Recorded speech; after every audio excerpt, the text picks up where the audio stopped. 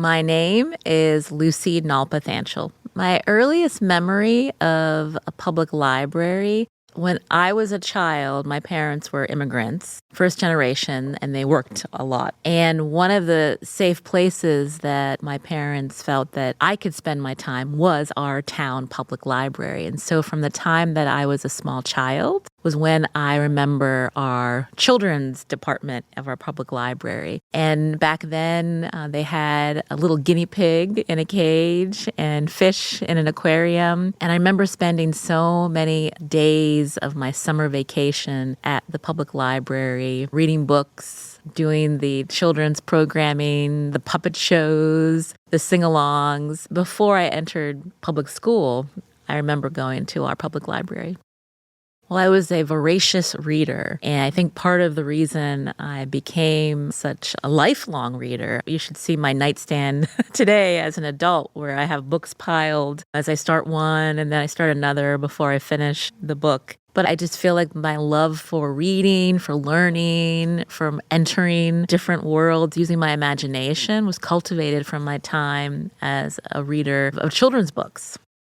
I remember still attending the town library where I grew up in Pennsylvania. When I was a teenager, I think then junior high, high school, we spent a lot of time in our school library doing research projects, studying with friends. I went to Duquesne University in Pittsburgh, and I remember before finals, I'd spend a lot of time at the library. And so it was a place, again, where I could put my full attention towards whether it's getting my work done or studying for a final exam. Libraries have been a really important part of my life in terms of feeling that it's a place that welcomed me. The impact that libraries had in my formative years. Well, again, I feel like my love of books and reading was cultivated because I was a patron of the public library. We talk a lot about communities and connections, especially as we grow older, whether it's family or friends. But I think a sign of a strong community is having a public library again, and libraries being open to all, and knowing that a library is a place for gathering. And if you want to learn, it's also a place that's open to people from different backgrounds. And I've always found that people who work in libraries, I remember the children's librarian, the smile on her face, how she always welcomed the children. You felt comforted. I think those experiences, even today, when I go to our library in the town where I live now and bring my children, I always make a point to talk to the circulation desk staff or the children's librarian because you want to have that connection with them as well. And you feel like they really do want to know about you. They're not just there fulfilling a job, so to speak. Well, it's funny you bring up technology because now we live in a world where social media is king, where we are easily distracted, and libraries are also places that can connect people to technology. But at the same time, it's also a nice place to get away from those distractions. When you're in a chair reading a book or participating in a program, again, there's that connection at libraries that, it's hard to find in other places. Connecting people to information, seeking out knowledge, that is part of a thriving democracy. Knowledge is power, and libraries in our increasingly partisan society, libraries have been thrown into the conversation, the conflict around what books should be available and who is most welcome at a library and who should be welcome at a library. And, just going back to what I shared with you earlier, every person that I encountered in a public library welcomed me with a smile, with a how can I help you? And I think that is something that we can all carry into our adult lives, whatever career we have or even our interactions with others. That really stood out to me from my time in libraries. Well, I'd mentioned my parents were immigrants, so something that they always instilled in me was the importance of hard work and studying and being prepared. And so I think, again, when we think back to libraries have helped me do all of those things. And that's something that I work to instill in my children, the importance of hard work and dedication. You're talking with us at Connecticut Public, and one of our taglines is that we're media for the curious. And so if somebody is interested in becoming a journalist, I mean, the first step is curiosity. And then also to be open to different perspectives, because we all come from different places. We've been raised differently. We have different value systems, different beliefs, and we shouldn't close ourselves from understanding a person's perspective if they may have different beliefs or values, or we may not understand where they come from because they're not like us.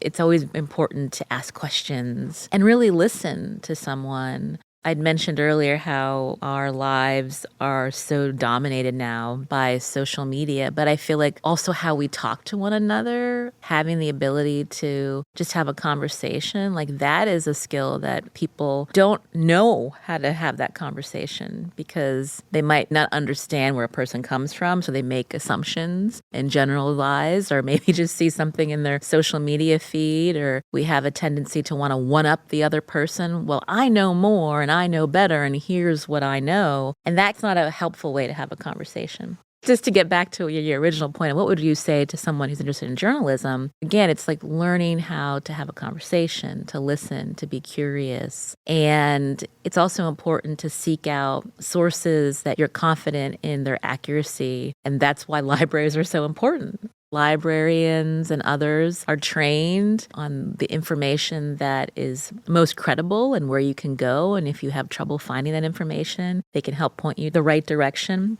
Back when I was growing up, you'd hear that phrase about someone was well read. And so now it's not just reading books, but making sure that you're a consumer of news and information that is accurate and credible.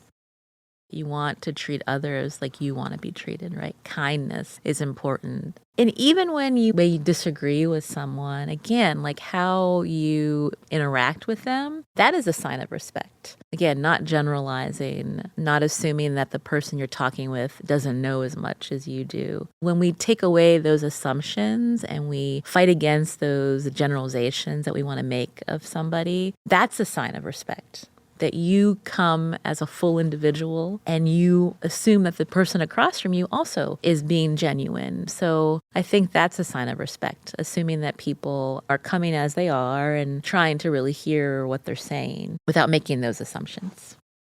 To be honest, I was a little teary talking with you earlier because right before I came to talk with you, I was talking with a colleague who has family that was dealing with the flooding that happened in the valley just a few days ago. And she said something to me about how the thing that from this tragedy and the flooding in like the Oxford, Seymour areas, she's like, there's a lot of hate in the world. And when these kinds of local tragedies happen, you realize like how good people are. Like she was talking about the goodness of people. So that's what was in my heart when I sat down actually to talk about this, how she opened up in the hallway just because I took time to ask her, how are you doing? Because I knew she's from that area. So that's what strikes me when you think about kindness, respect, really being open when you ask someone, how are you doing? And hearing what they want to share with you. I loved hearing that the Hartford Public Library is celebrating 250 years and the rebrand. And because I remember when I came to Connecticut as a reporter back in the end of 2006, I remember going to the main branch right off Main Street and just seeing how vibrant and the energy of that library. Again, Main Street is a busy part of downtown Hartford. And you walk in and there's just so much happening. There are people that, again, feel welcome to come into that space, to use the computers, to peruse the books, to talk with the staff. So to me, it shows that the Hartford Public Library has existed for 250 years. It's because of that vibrancy, that sense of belonging, the fact that it's a place for people to seek out information and connection. There's a reason that it's thriving, and that's because it's hit all of those points. I have to share with you when I was a kid, again, I didn't have a phone. I wasn't worried about TikTok or Snapchat. And I have 2 children, and I can see the difference in the attention that they have on devices and apps and connecting with people online that I didn't even have to worry about as a child in the 80s. Just the idea that I know a lot of people that are adults who don't even go to their library because they don't see that it's a need in their life. But when they have kids, or maybe they're still going back to school for a degree or further study, that's when people think, oh, I should go to the library. But libraries really are natural places of gathering, of community. Libraries have robust programming, and I have to be fully transparent. I've loved libraries since I was a little kid. I'm actually married to a library director. I really do love the library. Because I see, again, the value that libraries bring, the programming, the people, and the books. You can't forget, like, the love of reading. And that's what I worry about is, like, I had such a love of reading as a child, and my kids read, but it's not to the same level of what I was like as a child. And, of course, we're all different, but I worry, like, as people get more distracted, do they feel like the library is not something that they need in their life? I tried to be an example, to take them to libraries, to show them that I still love to read, even though I have a busy career, to make time just to be open to reading, whether it's on a device or I'm old school, so I like to hold that book. I like the smell of books. That's how much I love libraries. There's a smell to a book, especially when it's older and it's been sitting on the shelf. And it's not a bad smell. It's a smell that brings positive memories to me when I walk into a library space and walk among the shelves. Well, I'm speaking to you today as Vice President of Community Engagement at Connecticut Public. So I've been using my time as a journalist to further connections in our community between Connecticut Public and valued community partners. And the Hartford Public Library is a valued community partner. And before speaking with you today, we've had conversation with Sam. We've brought in a podcast class from Hartford Public Library. So the adults, even some of the teenagers that were part of the podcast class, could come and see how a public media organization is run, see our studios, talk with our journalists about how they work on their podcasts, how they do interviews. And so I feel like in terms of the legacy of the public library and our connection to it here at Connecticut Public is we see so much value in partnering with an institution that the community loves, the community respects and trusts. And we think that we can learn along with the residents about all of the things that the Hartford Public Library can offer us. And so we look forward to that continued partnership. Thank you for listening to 250 Stories, a production of HPL Studios at Hartford Public Library. This episode was written and produced by Christopher T. Brown, sound by Sam Sigmund, edited by Faith Lucas, produced by Lucy Nalpathanchil, and with photography and graphic design support from Hartford Public Library's communications team and the Hartford History Center. For more information on this project, visit www.hplstudios.hplct.org.